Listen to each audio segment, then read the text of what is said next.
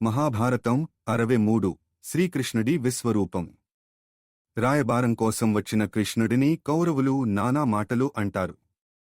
పాండవులతో యుద్ధం చేయడానికి తామంతా సిద్ధంగా ఉన్నామని చెబుతారు.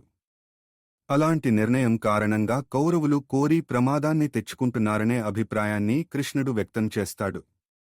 జరగనున్న పరిణామాలకు బాధ్యత వహించమని చెప్పి కృష్ణుడు వెనుదిరుగుతాడు. అసలు ఆయనను బంధిస్తే ఒక పనైపోతుందని దుర్యోధనుడికి శకుని సలహా ఇస్తాడు.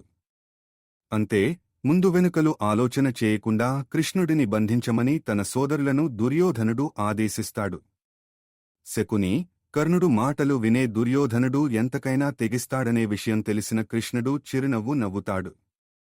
తనని ఒంటరిని చేసి ఇంతమంది చుట్టముట్టడం భావ్యం కాదని బేలతనాన్ని ప్రదర్శిస్తూనే తనని బంధించడం ఎవరివలనా కాదంటూ వాళ్లందరిపై తన మాయను ప్రయోగిస్తాడు.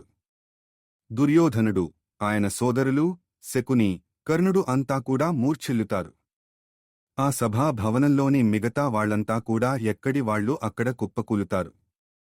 అప్పుడు కృష్ణుడు భీష్మద్రోణాదులకు తన విశ్వరూపం చూపుతాడు. వాళ్లంతా కూడా ఆ విరాట్ స్వరూపానికి చేతులెత్తి నమస్కారం చేసుకుంటారు. శ్రీకృష్ణుడి విశ్వరూపం తాను కూడా చూడాలనుకుంటున్నట్టుగా ధృతరాష్ట్రుడు చెబుతాడు. ఆయనకు చూపును ప్రసాదించి తన విశ్వరూపాన్ని చూసే అదృష్టాన్ని కలగజేస్తాడు కృష్ణుడు. ఆ విశ్వరూప దర్శనంతో తన జన్మ ధన్యమైందని అంటాడు ధృతరాష్ట్రుడు. కృష్ణుడి దివ్యమంగళ స్వరూపాన్ని దర్శించిన కనులతో మరేమీ చూడాలనే ఆసక్తి తనకి లేదని చెబుతాడు. అందువలన తనకి ఇచ్చిన చూపును తిరిగి తీసుకోమని కోరతాడు. ధృతరాష్ట్రుడి కోరిక మేరకు తిరిగి అతని చూపును కృష్ణుడు తీసేసుకుంటాడు.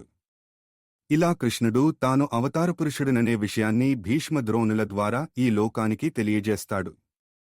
ఆ తరువాత కృష్ణుడు హస్తినాపురం నుంచి ఉపప్లావ్యం నగరానికి బయల్దేరతాడు. కృష్ణుడు తిరిగి రాగానే హస్తినాపురంలో ఏం జరిగిందో తెలుసుకోవడానికి పాండవులు ఆసక్తిని చూపుతారు. అక్కడ జరిగిన సంఘటనలను కృష్ణుడు వివరంగా చెబుతాడు. కౌరవులు 5 ఊళ్లు కూడా ఇవ్వడానికి ఇష్టపడలేదని, యుద్ధం చేయడానికే ఆసక్తిని చూపుతున్నారని అంటాడు. సంగ్రామమే తప్ప మరో మార్గం లేదనే విషయాన్ని స్పష్టం చేస్తాడు. అయితే ఆ దిశగానే వెడదామంటూ పాండవులు తమ సంసిద్ధతను వ్యక్తం చేస్తారు. అలా కురు పాండవుల సంగ్రామానికి తెరలేస్తుంది.